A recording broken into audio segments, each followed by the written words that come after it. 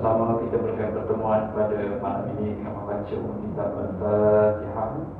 A'udzubillahi minasyaitonir rajim. Bismillahirrahmanirrahim. Alhamdulillahi rabbil alamin, arrahmanir rahim, maliki yaumiddin. Iyyaka na'budu wa iyyaka nasta'in. Ihdinas siratal mustaqim. صراط الذين أنعمت عليهم غير المغضوب عليهم ولا الضالين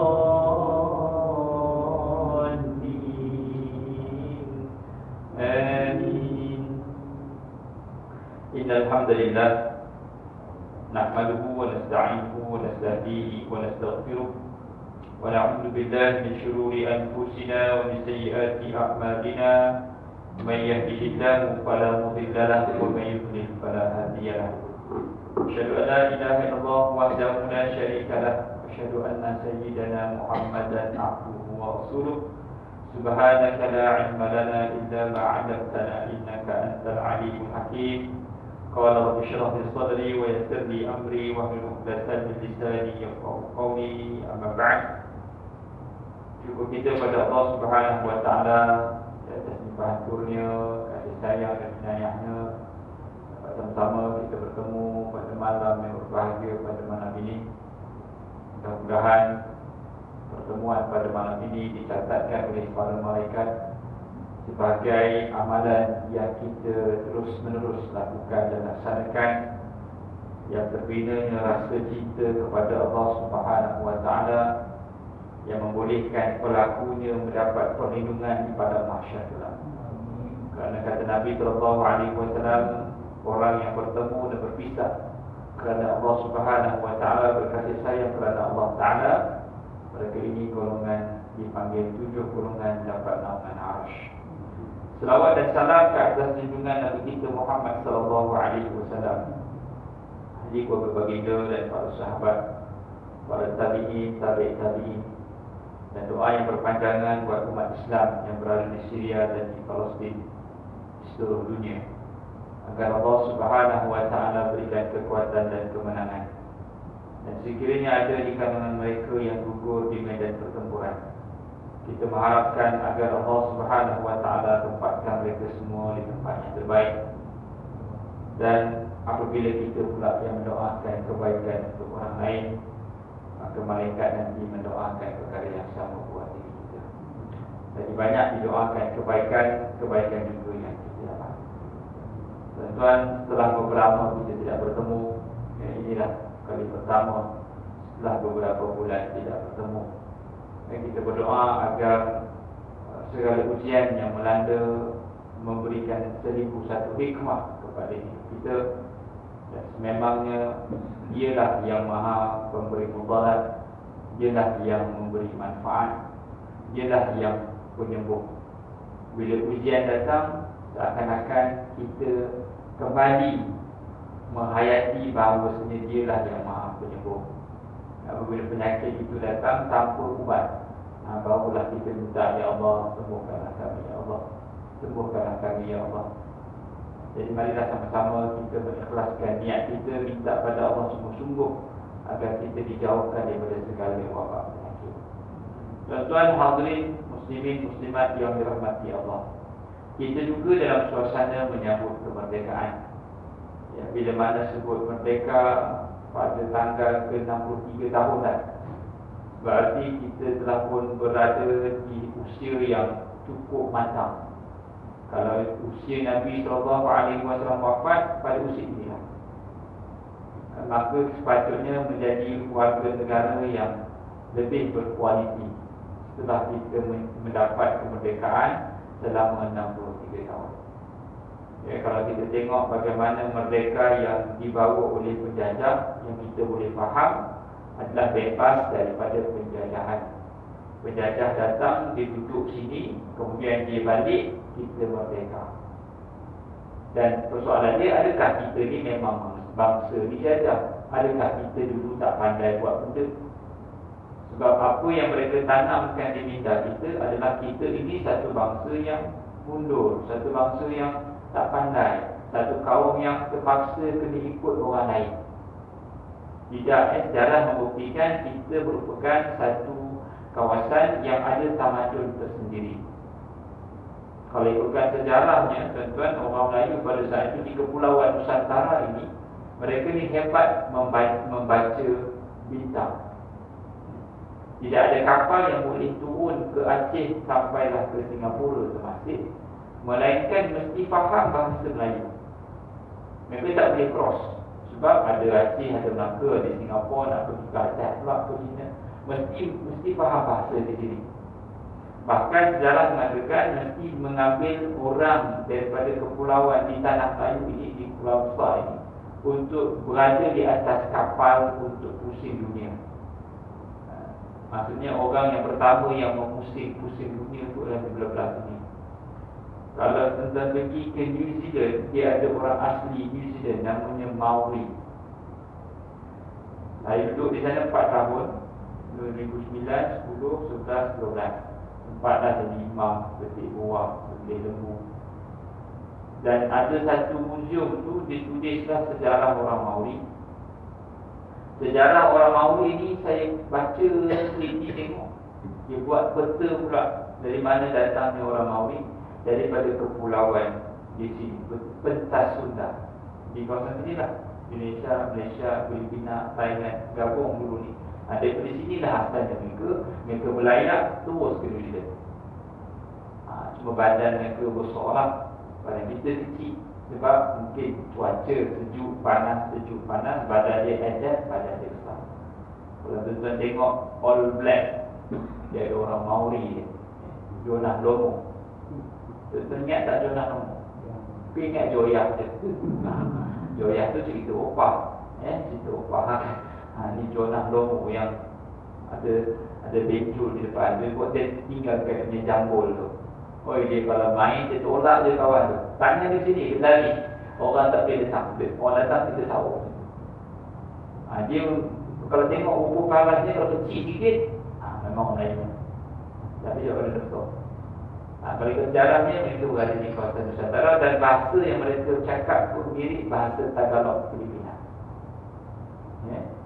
Ini kalau ikutkan sejarahnya memang satu rumput. Hebat berlayar. Jadi kita memang dah ada satu tamadun yang hebat ketika dahulu, cuma kita dijajah atas dasar mereka nak menyebarkan agama Kristian. Misi Portugis, Belanda, Spain datang ke sini adalah untuk menyebarkan agama mereka. Sebab menuntut bela ataupun balas dendam setelah Spain berada di bawah penguasaan orang Islam. Eropah berada di bawah kerajaan Islam. Seawal tanggal 90 Hijrah, Spain berada di bawah kawalan Islam. 800 tahun lepas tu mereka dapat balik, mereka start attack. Dia pergi attack semua negara-negara sampaikan dia terus tukar bahasa kawan tu.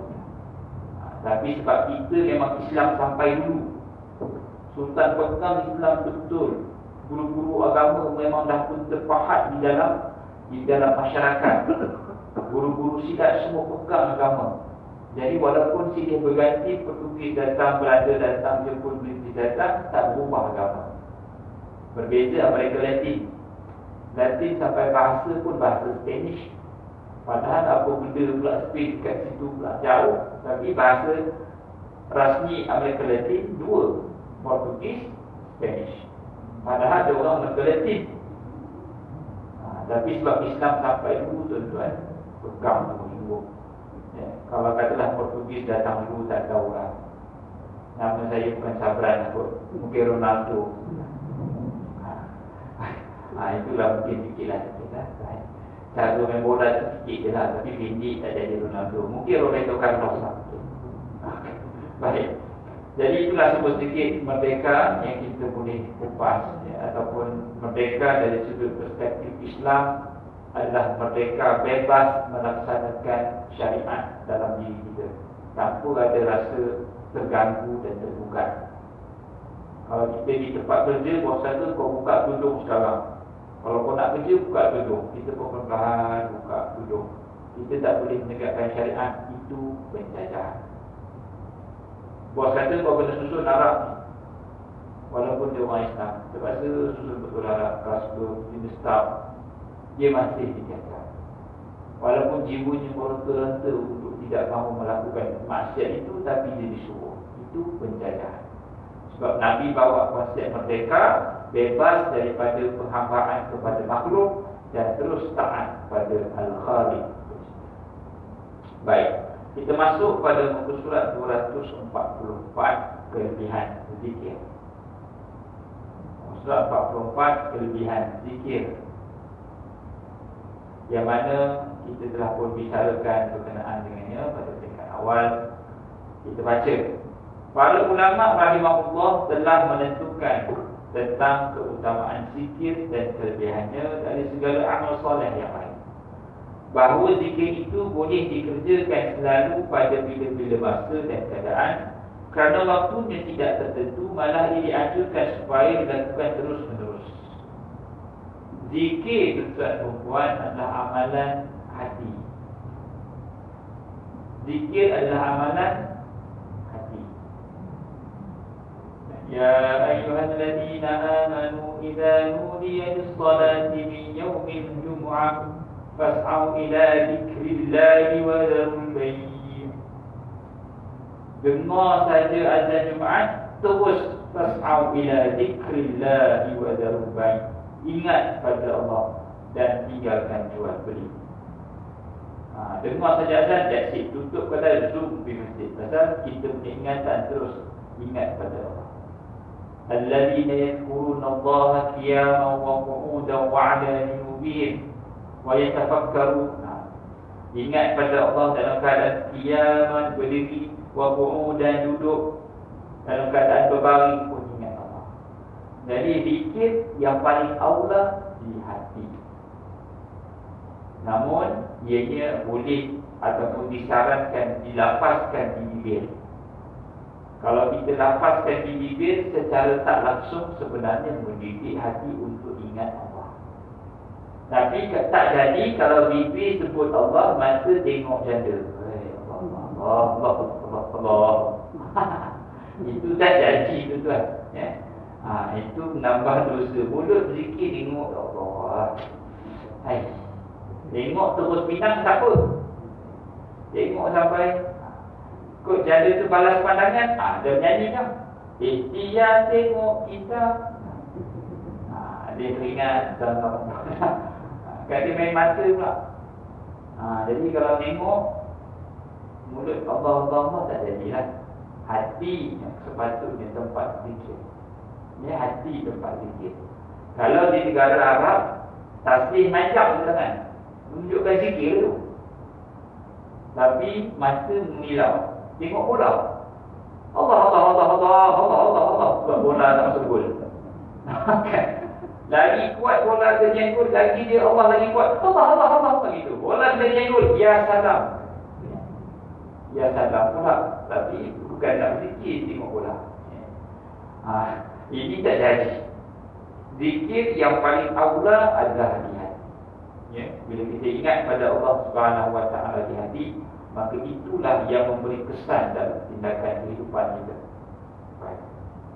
Jadi semua orang boleh berzikir. Semua orang boleh berzikir. Semua orang boleh berzikir tanpa syarat, termasuk orang berhadas kecil atau berhadas besar, orang yang sedang dalam perbezaan ataupun sedang berlapang ataupun berehat. Berbeza dengan lain-lain ibadat seperti solat, puasa, baca Quran, maka bagi ibadat-ibadat ini ada syarat-syarat yang harus dipatuhi. Dan syarat waktu-waktu yang tetap, yang mana tiada sah ibadat itu tidak ditunaikan di luar, jika ditunaikan di luar waktu-waktu yang tersebut. Zikir ini tak sama dengan yang lain. Solat, kaedah solatnya. Kalau puasa, ada ibadat kaedahnya. Syarat-syarat haji ada kaedahnya. Ada pun zikir mudah. Anytime boleh zikir. Anytime. Sambil main bola boleh zikir. Subhanallah, alhamdulillah, boleh. Sambil apa sajalah perkara-perkara yang harus. Sambil duduk di tepi pantai, kita pun berzikir. Bismillahirrahmanirrahim. La yadurru ma'asmihi syai'un fil ardi wa la fis sama' wa huwa sami'un alim. Pun boleh zikir. Ini dalam aku saja naik atas motor. Astaghfirullah Rabbal baraya, zikir. Dia tidak perlu wuduk lah. Dalam hadas besar pun boleh berzikir. Cuma hadas besar tidak digalakkan berzikir dengan ayat Quran. Sebab dalam hadas besar, hadas besar tak apa. Allahu la ilaha illa huwal hayyul qayyum. Dalam keadaan kita tak ada wudu, tak apa. Tapi dalam keadaan hadas besar, elok digalakkan. Mereka kita dah angkat hadas besar dulu. Kalaulah dia muslimat, memang kedatangan haid dan memang dia melazimi al-ma'surat. Pagi petang.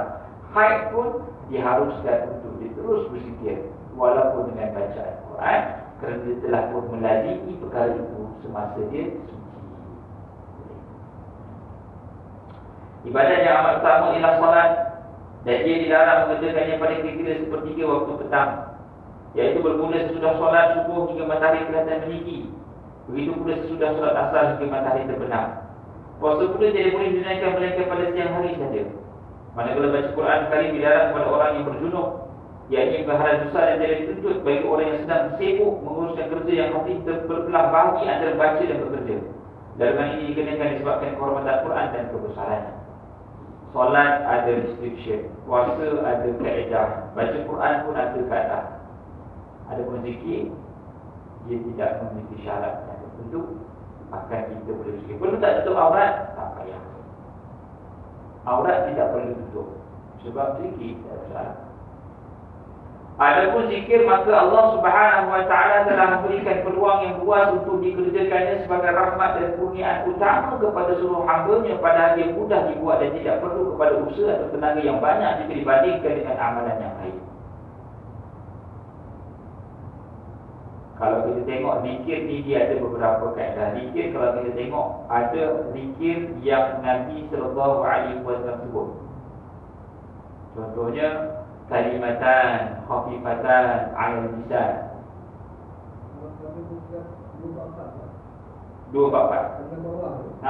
Dan jadi dituntut dari orang yang sedang menguruskan kerja yang hatinya membagi atau membaca dan bekerja. Ya.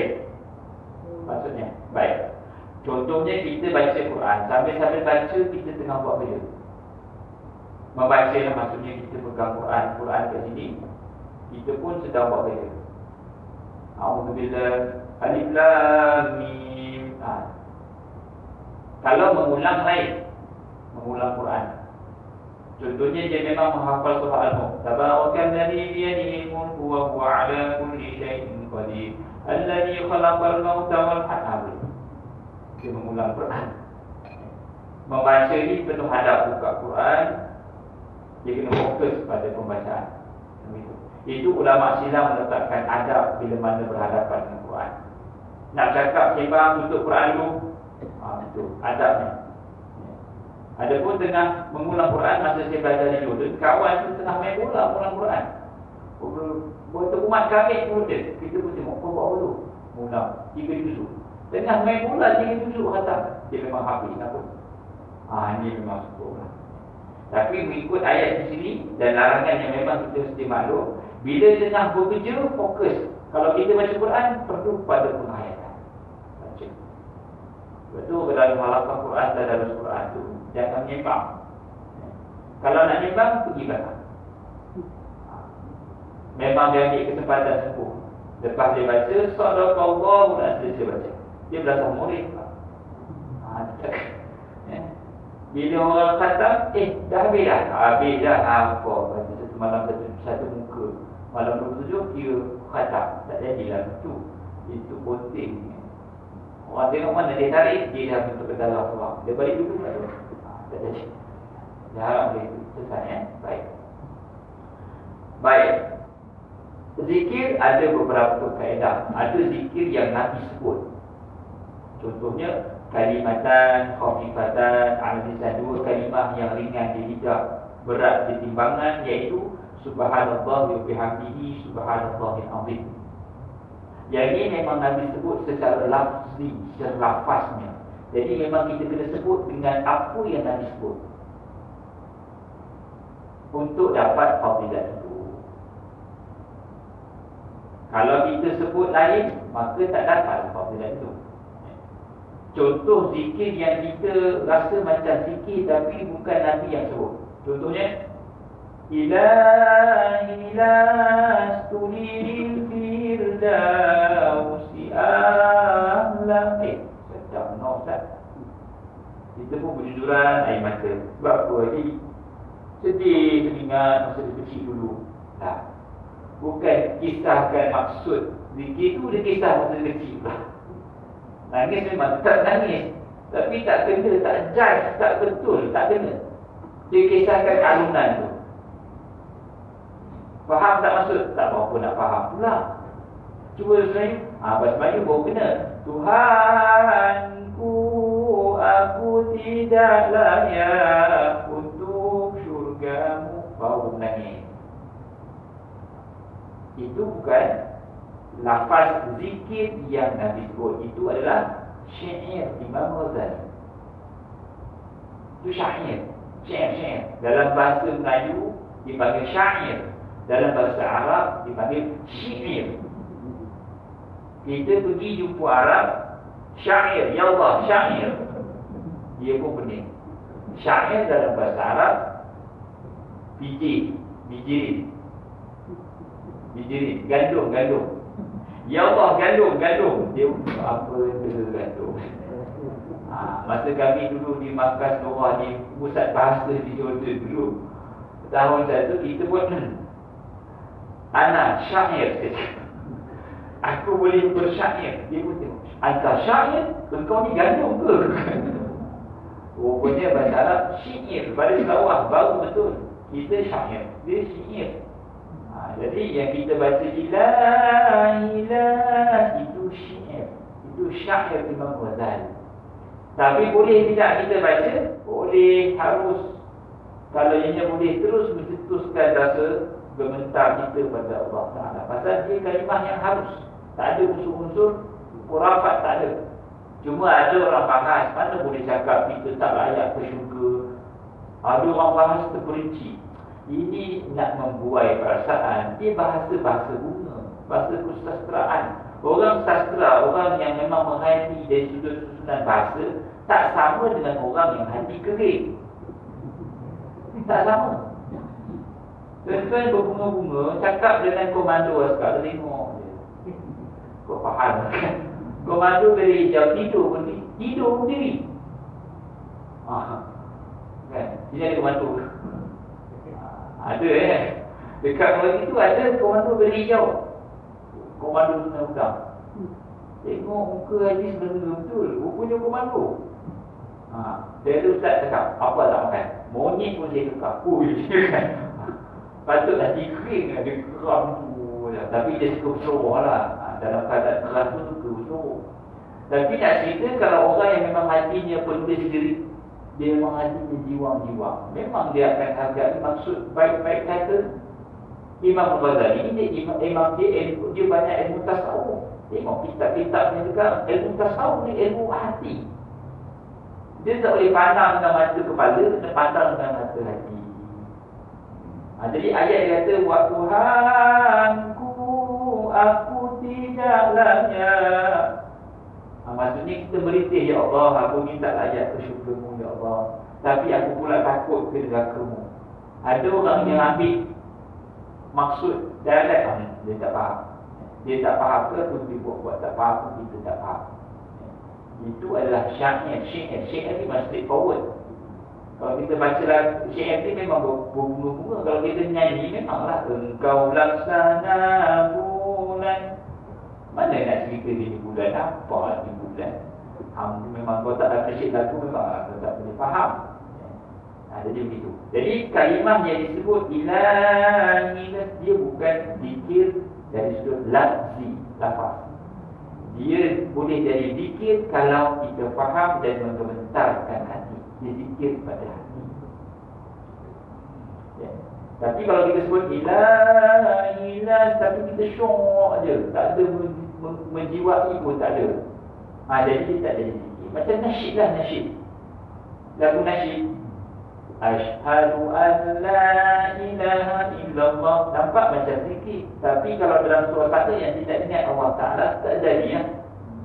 Syukur alhamdulillah nas. Ada kalimah zikir, tapi dia sebut tu dalam keadaan dia pun pening pada lawa apa semua, dia tak jadilah. Baik. Antara bagian zikir itu, ia mudah dibuat meskipun keutamaannya banyak. Dan ia dapat dilakukan secara terus-menerus hingga pada tempat-tempat di mana dimakruhkan berzikir dengan lisan, misalnya di tandas atau waktu berjima'. Dibolehkan baginya berzikir dengan hati, demikianlah para ulama tauhid rahimahullah. Dalam keadaan kita berada dalam tandas, boleh berzikir dalam hati. Sambil kita bersama dengan isteri, kita berzikir dengan hati. Dalam keadaan apa jugalah, dalam suasana yang ada fitnah, jadi kita berzikir dalam hati. Kita pergi majlis orang kahwin, beruntung-bentang, kita tak pergi, orang dah jemput. Kita tak pergi kan, orang kata pergi jugalah. Tapi hati kita sentiasa ingat pada Allah Ta'ala. Dalam suasana manusia lama, pergi. Ada karaoke pula depan tu, kita pun pergi. Hati kita ingat pada Allah Ta'ala. Nabi SAW sebut, Nabi tak suka tempat antaranya pasar. Antara tempat yang Nabi tak suka pergi adalah aswaq, pasar-pasar. Sebab apa? Di situ banyaknya penipuan, banyaknya lara. Tapi barang siapa yang masuk pasar, kata Nabi, dengan keadaan zikir, maka banallahu lahu baitan fil jannah, Allah akan binakan rumah dalam syurga. Dia masuk juga pasar dengan niat lah untuk beli barang. Tapi Nabi tak suka, tapi bolehlah pergi. Tapi pasangkan niat kerana Allah Ta'ala untuk cari barang, maka dapat rumah dalam syurga. Wallahu lahu baitan fil jannah. Di saat manusia tipu, hiruk-pikuk, belaga pinggang apa semua, gelak-gelak, ketawa apa semua dalam pasar. Tapi kita duduk ingat Allah Akbar, subhanallah, subhanallah, subhanallah, subhanallah. Gitu. Wallahu lahu baitan fil jannah. Allah bina rumah di syurga. Maksudnya hatilah hati. Tapi janganlah cari alasan tak abang nak bina rumah di syurga, jadi abang pasal sekejap. Itu tak jadi pula, kita dah faham kot lain pula. Abang kena abang nak pergi beli rumah di syurga, jadi pergi pasal sekejap. Barulah habis baca Quran. Itu tak kena lah, tak ada sebab nak pergi pasal, tapi nak pergi tu. Window shopping katanya. Abang ya ke window shopping ke, ada yang manggil ni. Ada yang manggil pula. Nak pula mesti Ramadan. Dia nak juga pergi bazar Ramadan. Rupanya ada yang panggil. Abang, ambillah abang. Oh, dengar abang beli jadu. Sebab ada yang panggil abang, dia ambil je abang. Sebab kat rumah kan abang. Kena panggilan abang, dia suka terus. Sebab nak dengar panggilan abang. Baik. Jelaslah ini bahawa anda boleh berzikir kepada Allah Subhanahu wa Ta'ala di mana-mana sahaja anda berada, ketika sedang bekerja, ketika bertukang, ketika berusaha, ketika menguruskan suatu urusan dunia dan sebagainya. Maka lazimkanlah zikir kepada Allah Ta'ala dengan hati dan lisanmu sekadarnya mampu. Kalau katalah memang baca Quran itu telah pun menjadi zikir hariannya, maka harus untuk dia baca sambil tengah buat sesuatu perkara lain. Dia memang carpenter, tukang bertukang. Memang dia sebut subhanallah walhamdulillah, tong. Memang begitu kaedahnya. Ataupun tabarakalladzi biyadihil mulku wa huwa, ada buat macam-macam ini. Tapi mulut sebut Quran, dia memang berzikir menggunakan Quran. Itu harus. Baik, berzikir secara batin dan zahir maksud. Jika anda berzikir pada Allah Subhanahu wa Ta'ala dalam batinmu, sehingga yang boleh mendengar hanya dirimu saja, maka itulah yang sebaik-baiknya. Sabda Nabi SAW, khairul zikri al-khafi wa khairul rizqi ma yakfi. Sebaik-baik zikir ialah yang dirahsiakan dalam hati, dan sebaik-baik rezeki adalah yang mencukupi. Zikir yang paling aula nyak je. Tapi kalau katalah nak zikir kuat-kuat pun harus. Cuma jangan kita ngintai lah. Kadang-kadang kita pergi ke kawasan kumpulan-kumpulan tarikat, kita sengaja ambil gambar. Itu viral kan. sesaat ni. Kita bukan ahlinya, bukan termasuk dalam grup tu, kemudian kita baru first timer, dia pun zikir hu. Kita pun hu. Ini zikir lain macam ni, hu. Orang Maori dia sebut hu ni. Dia pun hantar tolong buat ambush ini salah. Pokoknya hu itu adalah singkatan bagi kalimah Allahu. Yang dia dengar hu. Ada orang itu sebut hu mendentak akhirnya. Sebab dia dah faham, dia dah jadi satu kelaziman. Harus tak? Harus. Zikir itu hukumnya harus. Sebab dia tak lari maksud. Hu itu maksudnya itu. Sebab kita tak sampai syarahan itu. Kita pun hu mana pula ni. Sedangkan Allah hu. Dia dengar hu je. Dia tak dengar syarahan tu. Dia masuk-masuk orang dah hu. Alamak. Dia kata ini sudah selesai. Aku memang tak pergi dah ke ni. Pasal dia berzikir lain. Sebenarnya kita tak hantar lagi. Kita dah kan orang ambil gambar, tengok orang zikir kan. Kadang-kadang kita bukan ahlinya. Kadang-kadang kita boleh terus judge orang tu. Itu salah. Kita kena nampak the big picture. Apatah lagi dalam urusan zikir. Kalau di Turki tuan-tuan, dia berzikir berpusing-pusing. Tak berhenti pusingnya. Pusing. Lepas macam pakai skirt tu, pakai topi, pakai topi tarbus, kopiah tarbus, pakai skirt, pusing. Sedangkan dia sedang layan tu sikit. Sampai ke tahap itu, kita pun ini bukan level kita zikir. Kita zikir dia boleh. Sebab itu kata Nabi, khairul zikri al-khafi. Zikir yang paling baik itu dia. Salah satu golongan yang mendapat naungan di padang mahsyar adalah seorang lelaki yang duduk seorang-seorang, maka mengalir air mata dia kerana takutkan Allah. Itu zikir yang paling afdal ni, itu dia menangis. Itu afdal zikir. Zikir yang sebaik-baik adalah boleh menyampakkan air mata kita ni keluar dan bila lah kita menangis. Tahu Ustaz menangis, tapi sekarang ni dah tak menangis. Pasal Ramadan tak ada tiang. Selalunya ada imam yang tiap bawa tiap. Jadi imam tu menangis tak sikit, dia berzikir padu. Kadang-kadang ada imam yang zikir keras, tak nangis, tak menyentak, tak rasa. Dia pun nak bagi rasa betul, dia cucuk mata tu, baru mengalir-alir kata. Bila kita dah menangis ini adalah satu signal air mata yang mengalir dan membasahi anggota badan kerana takutkan Allah, tak akan disentuh api neraka. Menangis, kena usaha zikir sampai menangis. Baik. Wa khairul rizqi ma yakfi. Sebaik-baik rezeki adalah yang mencukupi. Kadang-kadang kita dah cukup dah, saja tambah hutang dah tak cukup pula. Kerja lagi, tambah hutang. Kerja lagi, tambah hutang. Bila dah cukup dah?